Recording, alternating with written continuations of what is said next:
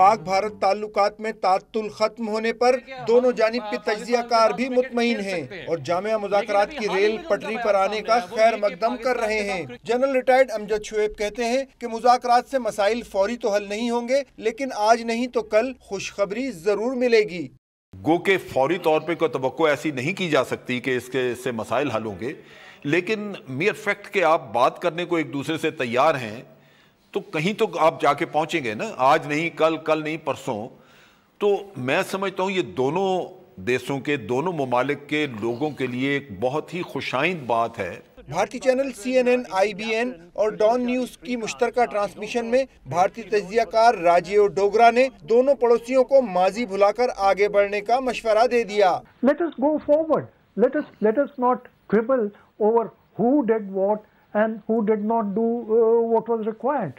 So let's open an entirely new chapter on a clean slate. تجزیہ کار جامع مذاکرات کی بحالی پر تو خوش ہیں، لیکن ان کا کہنا ہے کہ مشترکہ اعلامیے میں کرکٹ کا ذکر بھی ضرور ہونا چاہیے تھا۔